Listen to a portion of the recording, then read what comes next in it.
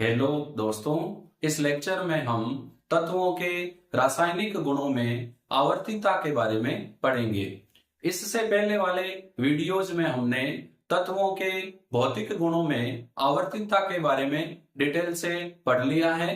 जिन candidate ने पिछले videos नहीं देखे हैं वह पिछले वीडियोज जरूर देखें। हम ले रहे हैं तत्वों के रासायनिक गुणों में आवर्तीयता।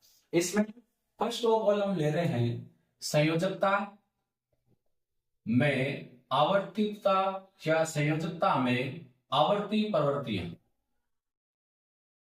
संयोजकता में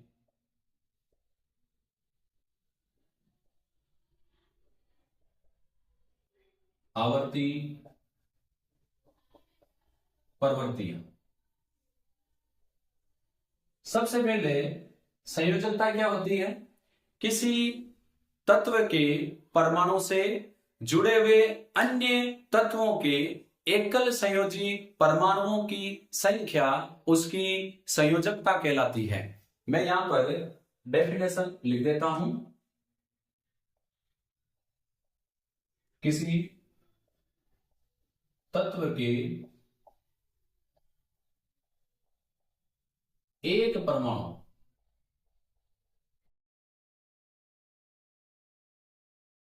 से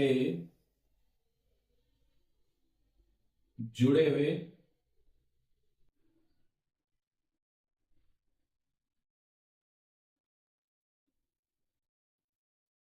अन्य तत्वों के एकल संयोजी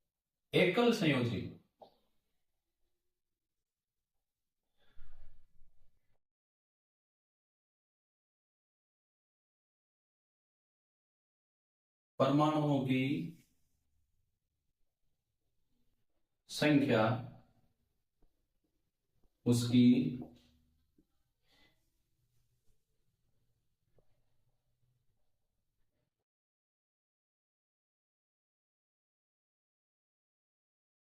संयोजकता कहलाती है। एक परमाणु है, वह जितने एकल संयोजी परमाणुओं से जुड़ा है वही उसकी क्या कहलाएगी? संयोजकता। यही हमने लिखा है, किसी तत्व के एक परमाणु से जुड़े हुए अन्य तत्वों के एकल संयोजी परमाणुओं की संख्या उसकी संयोजकता कहलाती है। जैसे अगर मैं बात करूं HCl, तो यदि हम क्लोरीन की संयोजकता निकालना चाहें तो क्लोरीन हाइड्रोजन से जुड़ा हुआ है और हाइड्रोजन की संयोजकता कितनी होती है? एक। तो क्योंकि क्लोरीन केवल एक एकल संयोजी परमाणु से जुड़ा हुआ है तो इसकी संयोजकता कितनी हो गई? एक। यदि मैं बात करूं H2O में ऑक्सीजन की संयोजकता की, तो ऑक्सीजन यहां पर दो एकल संयोजी हाइड्रोजन परमाणुओं से जुड़ा है। क्योंकि हाइड्रोजन परमाणु की संयोजकता एक होती है, क्योंकि ऑक्सीजन दो से जुड़ा हुआ है तो यहां पर ऑक्सीजन की संयोजकता कितनी है? दो। यदि हम बात करें NH3 की, यहां पर नाइट्रोजन की संयोजकता कितनी है? तो हम कहेंगे नाइट्रोजन तीन एकल संयोजी हाइड्रोजन से जुड़ा है, तो यहां पर नाइट्रोजन की संयोजकता कितनी हो गई? तीन। अब संयोजकता का निर्धारण कैसे होता है? किसी तत्व की संयोजकता उसके बाह्यतम कोश में उपस्थित इलेक्ट्रॉनों की संख्या पर निर्भर करती है। बाह्यतम कोश में उपस्थित इलेक्ट्रॉनों की संख्या द्वारा हम एक तत्व की संयोजकता का निर्धारण कर सकते हैं। इसमें हम मेंशन कर देते हैं किसी तत्व के बाह्यतम कोश, सबसे बाहर वाला जो कोश होता है, में उपस्थित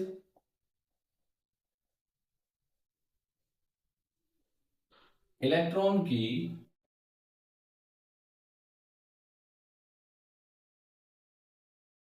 संख्या द्वारा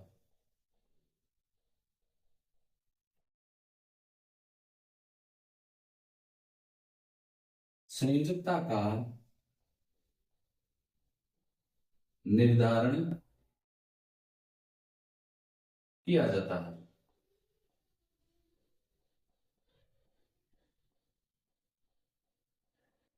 अलग अलग ब्लॉक के तत्वों को हम ले रहे हैं। जैसा कि हमें पता है आवर्त सारणी में 4 प्रकार के तत्व हैं।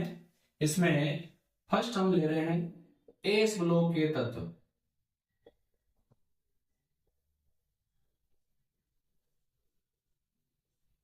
एस ब्लॉक के तत्वों की संयोजकता इनकी वर्ग संख्या के समान होती है। यानी यदि हम बात करें फर्स्ट वर्ग यानी सार धातुएं, इनकी जो संयोजकता होती है वो 1 होती है। नंबर दूसरा जो वर्ग है जिसको हम बोलते हैं क्षारीय मृदा धातुएं, इनकी संयोजकता कितनी होती है? 2। प्रथम वर्ग के सदस्यों के बाह्यतम कोश में इलेक्ट्रॉन की संख्या 1 होती है, संयोजकता 1। द्वितीय वर्ग के तत्वों के बाह्यतम कोश में इलेक्ट्रॉनों की संख्या 2 होती है, संयोजकता कितनी है? 2। बात कर रहे हैं पी ब्लॉक।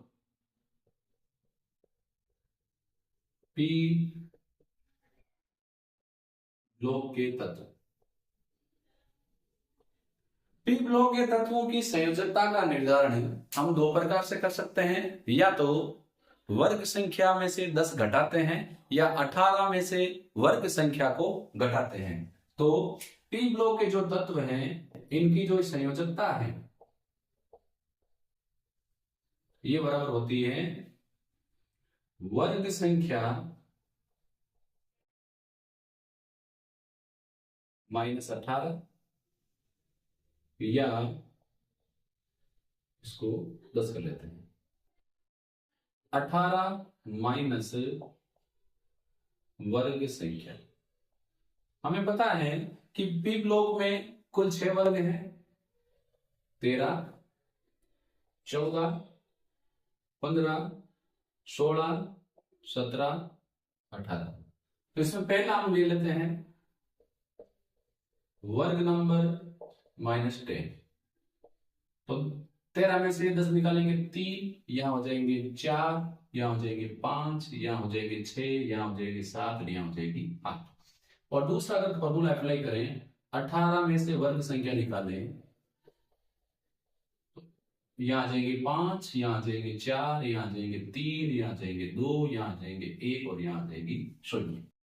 अब इसमें जैसे 13वां वर्ग है तो 13वें वर्ग में यदि मैं बोरॉन की बात करूं तो बोरॉन बनाता है BF3।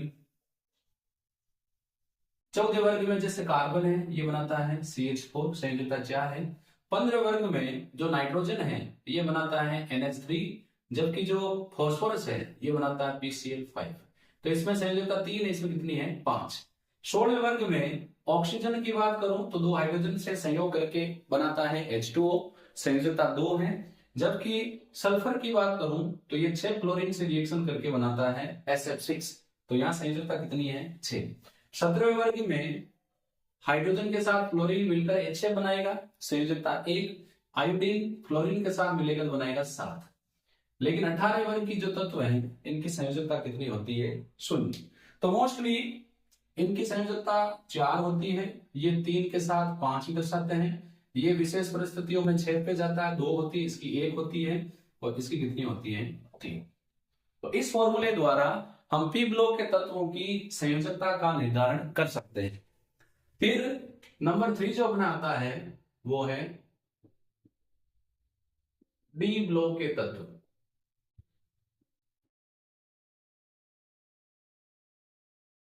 डी ब्लॉक के तत्व परिवर्तनशील संयोजकता प्रदर्शित करते हैं क्योंकि इनके आंतरिक N-1 डी कक्षक व बाह्यतम NS कक्षक की ऊर्जा लगभग बराबर होती है, इसीलिए ये एक एक इलेक्ट्रॉन त्याग कर परिवर्तनशील ऑक्सीकरण अवस्था या संयोजकता प्रदर्शित करते हैं।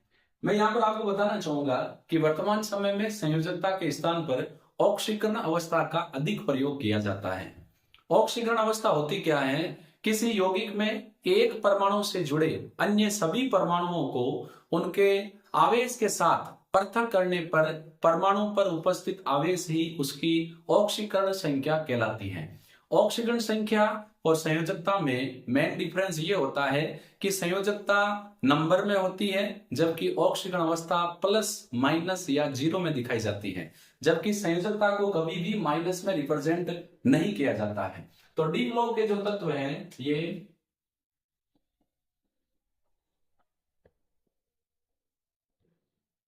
अब मैं संयोजकता के स्थान पर ऑक्सीकरण अवस्था का उपयोग करूं तो आपको कंफ्यूजन नहीं होना चाहिए। तो ये परिवर्तनशील संयोजकता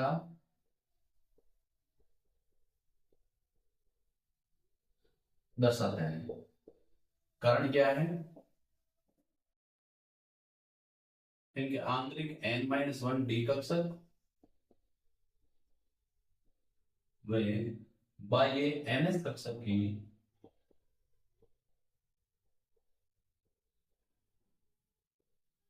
जो एनर्जी है वो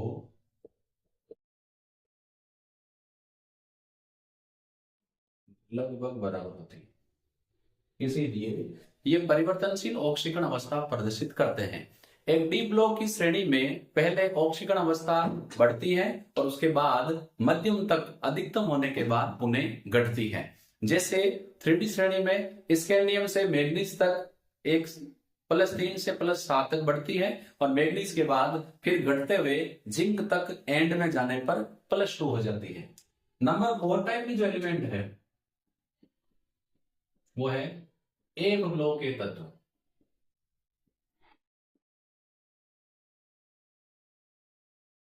एक ब्लॉक के तत्व यानी लैंथेनाइड व एक्टिनाइड भी परिवर्तनशील ऑक्सीकरण अवस्थाएं प्रदर्शित करते हैं, लेकिन ये जो तत्व हैं इनकी जो सामान्य ऑक्सीकरण अवस्था है,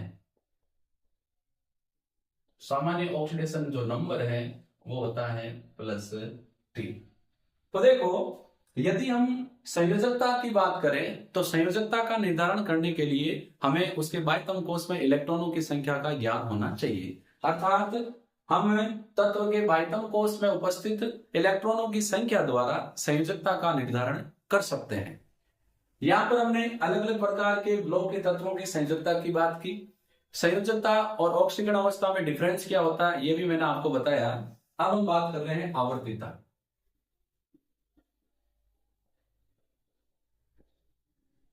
आवर्तीता में पहले हम बात करें वर्ग में। एक वर्ग में उपस्थित तत्वों के बाह्यतम कोश में इलेक्ट्रॉनों की संख्या समान होती है, इसीलिए वर्ग में उपस्थित तत्वों की संयोजकता लगभग समान होती है या समान होती है। तो वर्ग में उपस्थित तत्वों के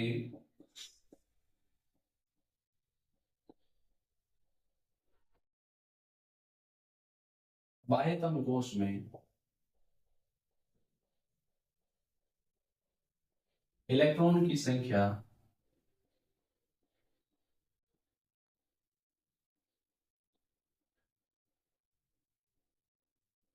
समान होने के कारण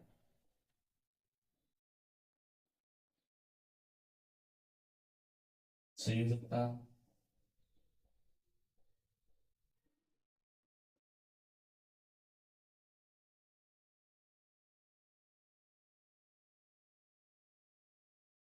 समान होती है। बात कर लेते हैं आवर्त की।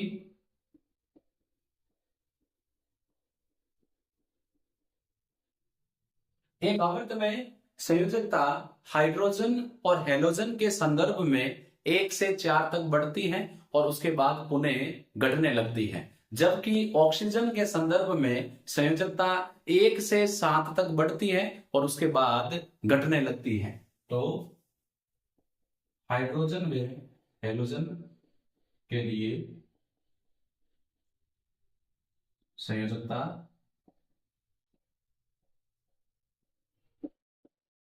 1 से 4 तक बढ़ती है, उसके बाद घटने लगती है, जबकि ऑक्सीजन के लिए संयोजकता 1 से 7 तक बढ़ती है। जैसे पहले वर्ग के जो तत्व हैं 7 धातुएं, जैसे मान लो सोडियम, ये क्लोरीन से क्रिया करके बनाएगा NaCl, मैग्नीशियम बनाएगा MgCl2, एल्यूमिनियम बनाएगा AlCl3। हाइड्रोजन के संदर्भ में बात करें तो कार्बन 4 हाइड्रोजन से रिएक्शन करके क्या बनाएगा CH4, तो 4 तक बढ़ेगी, उसके बाद घटेगी।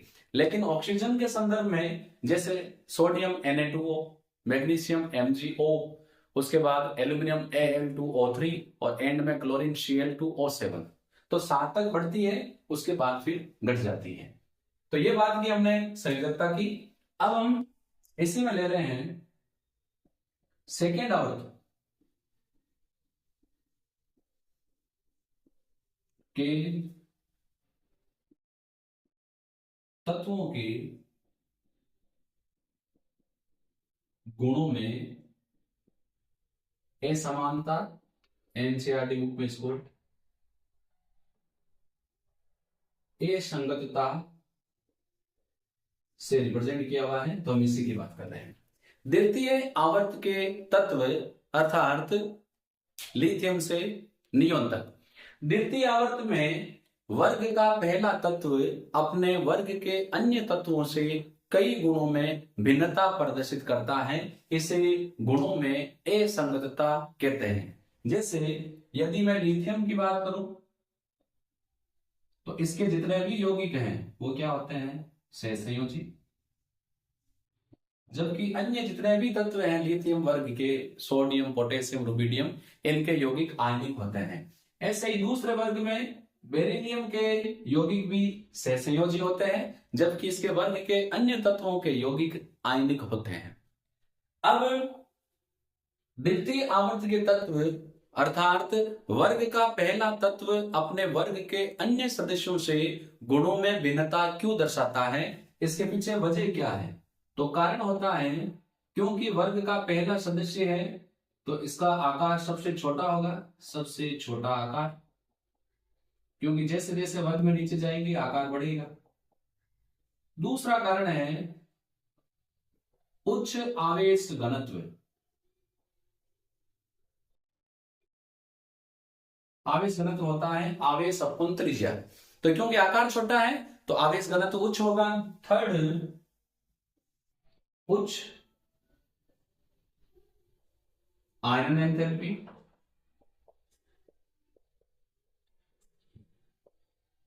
वे विद्युत ऋणता या इलेक्ट्रॉन लब्धि एंथैल्पी कह सकते हैं। इलेक्ट्रॉन लब्धि एंथैल्पी कर दो, electron gain enthalpy EGE। Number 4, 4 संयोजी कक्षकों का बंध के लिए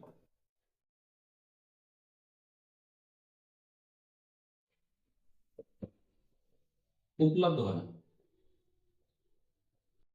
तो क्योंकि वर्ग का पहला सदस्य है, आकार सबसे छोटा है, उच्च आवेश घनत्व है, इलेक्ट्रॉन लब्धि एंथैल्पी और आयनन एंथैल्पी के मान अधिकतम होते हैं और इनके बाह्यतम 4 संयोजी कक्षक ही बंध बनाने में भाग लेते हैं। 4 कौन से? बाह्यतम NS और NP, 3 P कक्षक और 1 S कक्षक।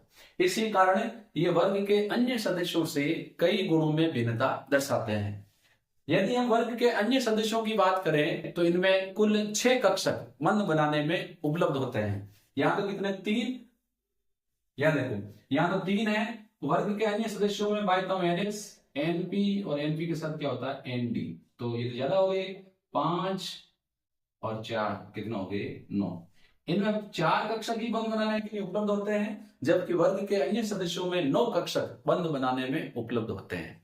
अब यहां पर सवाल आता है कि गुणों में भिन्नता होती क्या है। पहला मैंने बताया जैसे लिथियम और बेरिलियम के यौगिक सहसंयोजी प्रवृत्ति के होते हैं, जबकि वर्ग के अन्य सदस्यों के यौगिक आयनिक होते हैं। जो बोरोन है, बोरोन क्लोरीन से संयोग कर BF4-1 बनाता है, जबकि बोरोन के ठीक नीचे एल्यूमिनियम अपने संयोजी कोष में वृद्धि कर AlF6 बनाता है -3। क्योंकि बोरोन का आकार छोटा है इसीलिए अपने कोष में वृद्धि नहीं कर सकता, क्लोरीन के साथ संयोग करके BF4 बनाएगा, जबकि एल्यूमिनियम में 3D कक्षक उपलब्ध होने के कारण ये अपने कोर्स में वृद्धि कर लेता है और AlF6 बनाता है। यदि हम पी ब्लॉक के तत्वों की बात करें तो पी ब्लॉक के तत्वों में जैसे कार्बन और नाइट्रोजन, आगे ऑक्सीजन भी है, इनमें पी पाई बंध बनाने की क्षमता पाई जाती है, जबकि वर्ग के अन्य सदस्यों में यह क्षमता नहीं होती है। ये आपस में जैसे कार्बन कार्बन के साथ ट्रिपल बॉन्ड बना सकता है, ऐसे ही नाइट्रोजन के साथ नाइट्रोजन ट्रिपल बॉन्ड या नाइट्रोजन के साथ नाइट्रोजन डबल बॉन्ड, ये आपस में भी पाई बंध बना सकते हैं, या दूसरे के साथ जैसे कार्बन नाइट्रोजन के साथ डबल बॉन्ड बना सकता है, कार्बन नाइट्रोजन के साथ ट्रिपल बॉन्ड बना सकता है। तो पी ब्लॉक के जो तत्व हैं, इनके प्रथम सदस्य छोटे आकार के कारण आपस में या किसी अन्य तत्व के साथ पाई बंध बनाने की क्षमता रखते हैं, जबकि वर्ग के अन्य सदस्यों का आकार बड़ा होने के कारण उनमें पाई बंध बनाने की क्षमता कम होती है, और जैसे ही डाउन जाएंगे पाई बंध बनाने की क्षमता बिल्कुल नहीं होती है। अब थोड़ा सा बोर्ड को इरेज करते हैं, आगे फिर डिस्कस करेंगे।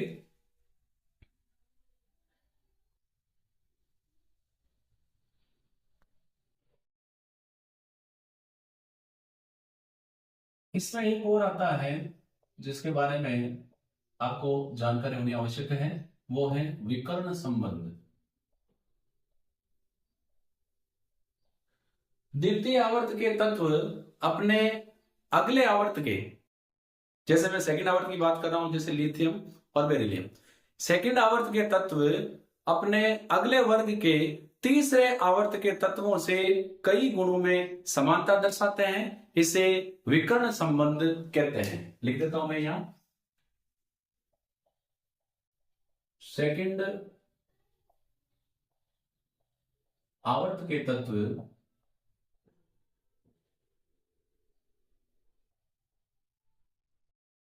अगले वर्ग के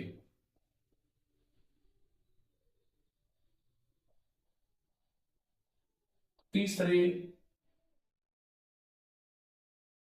आवर्त के तत्वों से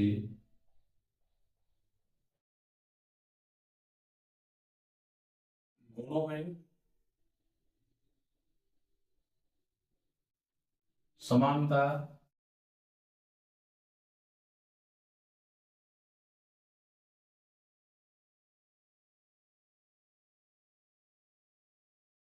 दर्शाते हैं। इसे क्या बोलेंगे? विकर्ण संबंध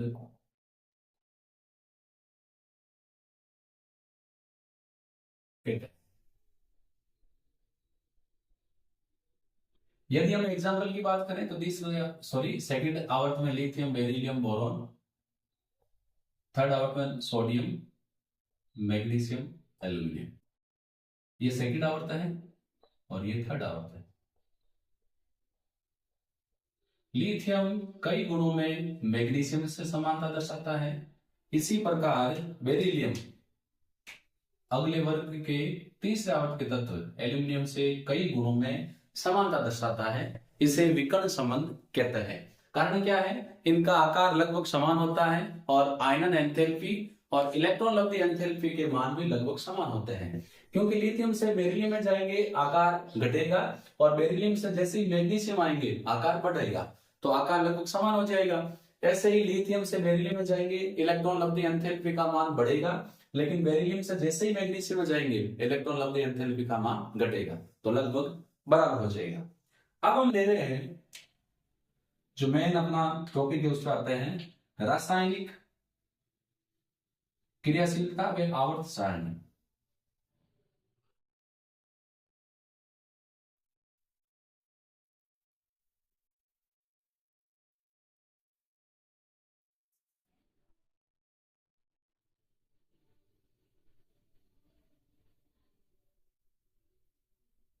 इसमें हम अलग अलग प्रॉपर्टीज को ले रहे हैं और फिर देखेंगे आवर्त और वर्ग में किस प्रकार उसमें आवर्तिता पाई जाती है। अलग अलग प्रकार के रासायनिक गुण हम लेंगे, इसमें हम रासायनिक क्रियाशीलता की जगह रासायनिक गुण कर लेते हैं, बेटर रहेगा, रासायनिक गुण या रासायनिक गुणधर्म। तो रासायनिक गुणधर्म कर लेते हैं, इससे अपने पास को हो गए। रासायनिक गुणों में नंबर 1 में यहां ले रहा हूं, वो है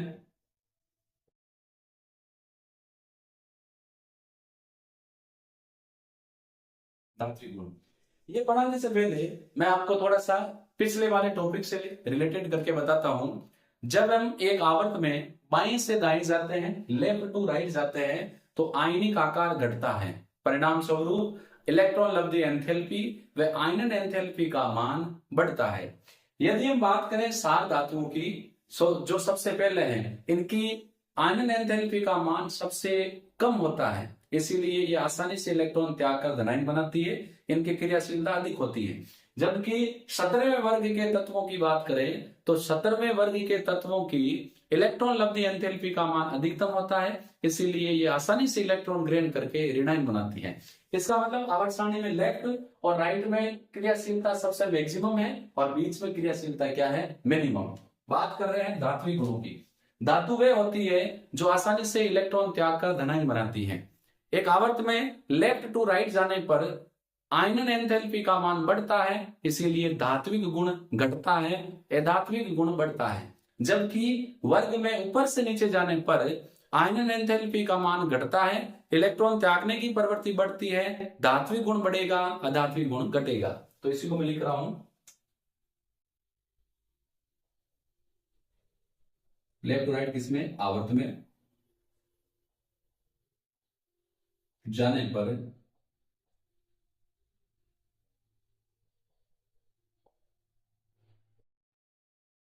धात्विक गुण घटता है, जबकि वर्ग में top to bottom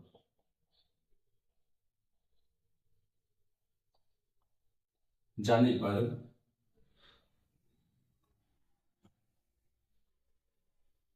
metallic property जो है ये बढ़ती है और नॉन मेटेलिक प्रॉपर्टी जो है ये घटती है। सेकंड हम ले रहे हैं अभिक्रियाशीलता।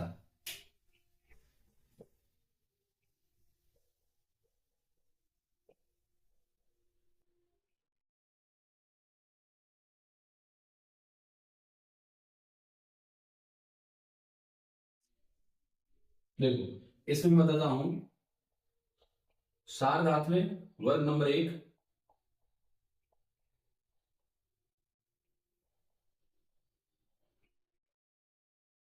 आयनन एंथैल्पी का मान कम,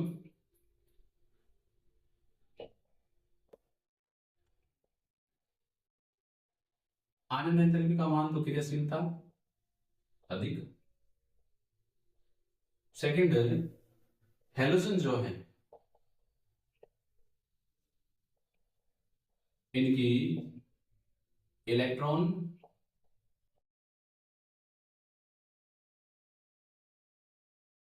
लब्धि एंथैल्पी अधिक, तो रिएक्टिविटी अधिक है।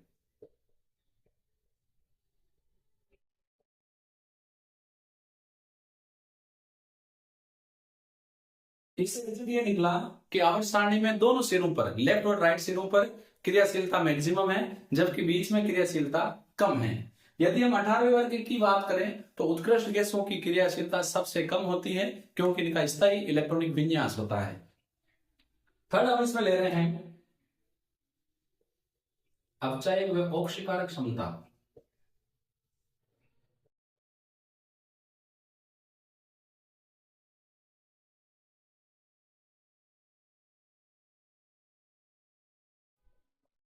देखो मैं आपको कोरिलेट करके पढ़ा रहा हूं। अपचय का मतलब क्या होता है,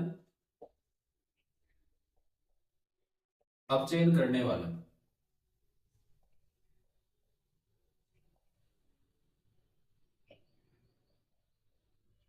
और जिसका अपचयन, सॉरी, जो दूसरे का अपचयन करता है, शुम्भ क्या होता है, ऑक्सीकरण। जब हम एक आवर्त में बाएं से दाएं जाते हैं तो इलेक्ट्रॉन त्यागने की प्रवृत्ति घटती है क्योंकि आयनन एंथैल्पी का मान बढ़ता है। इलेक्ट्रॉन त्यागने की प्रवृत्ति घटती है अर्थात ऑक्सीकृत होने की प्रवृत्ति घटती है, और जब ऑक्सीकरण होने की प्रवृत्ति घटेगी तो वो दूसरे के अपचयन करने की प्रवृत्ति भी घटेगी। अर्थात यदि हम आवर्त में लेफ्ट टू राइट जाएं तो इलेक्ट्रॉन त्यागने की प्रवृत्ति घटती है, अपचयन करने की प्रवृत्ति घटती है, तो अपचय गुण क्या होगा, घटेगा। क्योंकि इलेक्ट्रॉन त्यागने की प्रवृत्ति घटेगी तो वो दूसरे का अपचयन नहीं कर पाएगा, तो अपचय गुण घटेगा। जबकि वर्ग में टॉप टू बॉटम जाने पर इलेक्ट्रॉन त्यागने की प्रवृत्ति बढ़ती है, ऑक्सीकृत होने की प्रवृत्ति बढ़ती है, तो अपचय गुण क्या होगा, बढ़ेगा। क्योंकि जितना आसानी से इलेक्ट्रॉन त्यागेगा दूसरा उससे इलेक्ट्रॉन ग्रहण करेगा, दूसरे का अपचयन हो जाएगा, तो अपचय गुण क्या होगा, बढ़ता है। इसका रिवर्स भी है, लेफ्ट टू राइट जाने पर ऑक्सीकारक गुण बढ़ता है और ऊपर से नीचे जाने पर ऑक्सीकारक गुण घटता है। अब आते हैं नंबर 4 पर, ऑक्साइडों की प्रवृत्ति।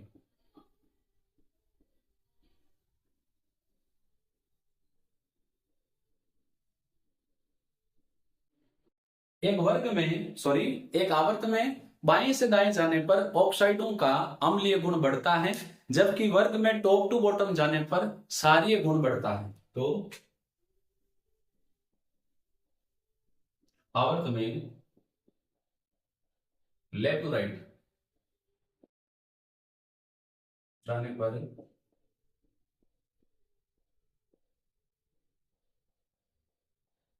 अम्लीय गुण बढ़ता है, जबकि एक वर्ग में टॉप टू बॉटम जाने पर ऑक्साइडों का क्षारीय गुण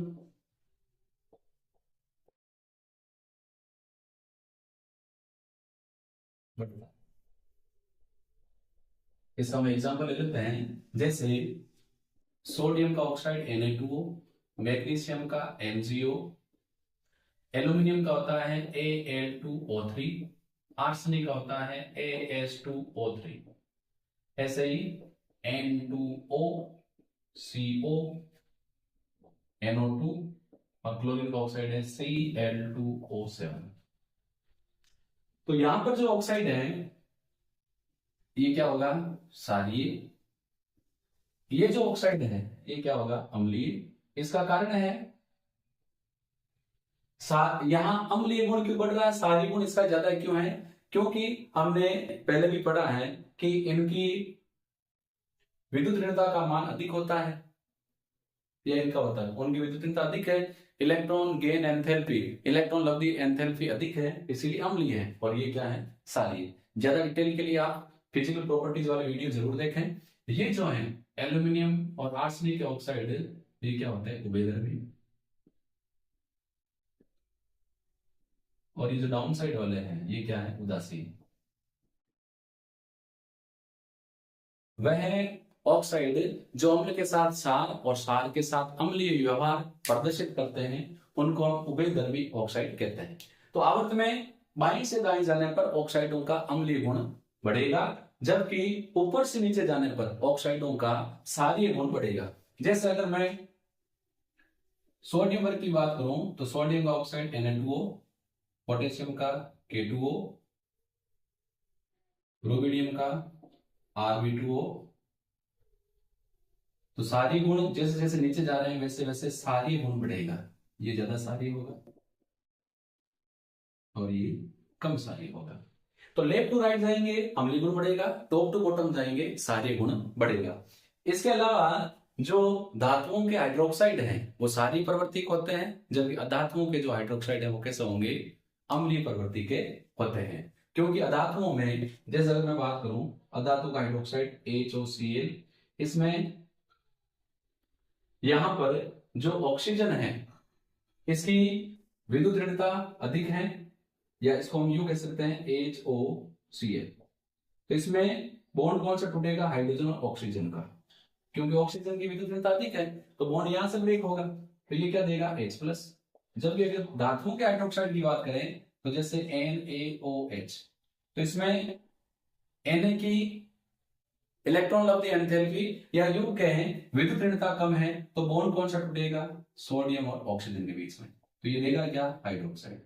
धातुओं के हाइड्रोक्साइड कैसे होते हैं, धातुओं के हाइड्रोक्साइड जो हैं वो होते हैं क्षारीय, अधातुओं के हाइड्रोक्साइड क्या होते हैं, अम्लीय। इसके पीछे कारण क्या है, विद्युत ऋणता का अंतर। तो यहां पर इन सबको इंक्लूड करें तो मैं आपको एक रिजल्ट जो बचता है उसकी बात मैं आपको कहूंगा, आप ध्यानपूर्वक सुने।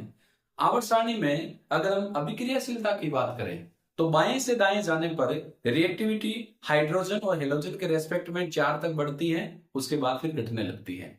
ऑक्सीजन के रेस्पेक्ट में जो संयोजकता है वो 7 तक बढ़ती है, उसके बाद घटने लगती है। यदि हम रिएक्टिविटी की बात करें तो आवर्त सारणी में सबसे लेफ्ट और सबसे राइट यानी वर्ग नंबर 1, वर्ग नंबर 17 की अभिक्रियाशीलता सर्वाधिक होती है, क्योंकि प्रथम वर्ग के तत्वों की आयनन एंथैल्पी का मान कम होने के कारण आसानी से इलेक्ट्रॉन त्याग कर धनायन बनाते हैं, इसीलिए अधिक क्रियाशील होते हैं।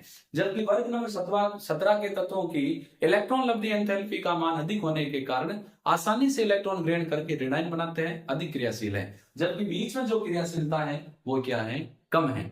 यदि ऑक्साइडों की बात करें तो आवर्त में बाएं से दाएं जाने पर ऑक्साइडों का अम्लीय गुण बढ़ेगा, जबकि टॉप टू बॉटम जाने पर सारे गुण बढ़ेगा।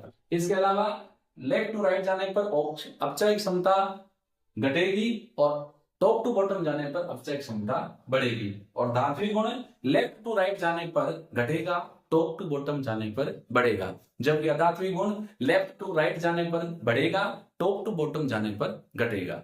तो यहां पर हमने तत्वों के गुणों में आवर्तिता और इससे पहला वाला जो पोर्शन था तत्वों का वर्गीकरण, वह तत्वों के गुणों में आवर्तिता वाला जो यूनिट है ये हमने कंप्लीटली पढ़ लिया है। इसके बाद हम अगली यूनिट के बारे में पढ़ेंगे। हम फिर मिलेंगे नेक्स्ट वीडियो में। यदि आपको मेरे वीडियोज जो मैं आपको अवेलेबल करवा रहा हूं आपके लिए हेल्पफुल हैं तो मेरे यूट्यूब चैनल को ज्यादा से ज्यादा शेयर करें। हम फिर मिलेंगे नेक्स्ट वीडियो के साथ। धन्यवाद।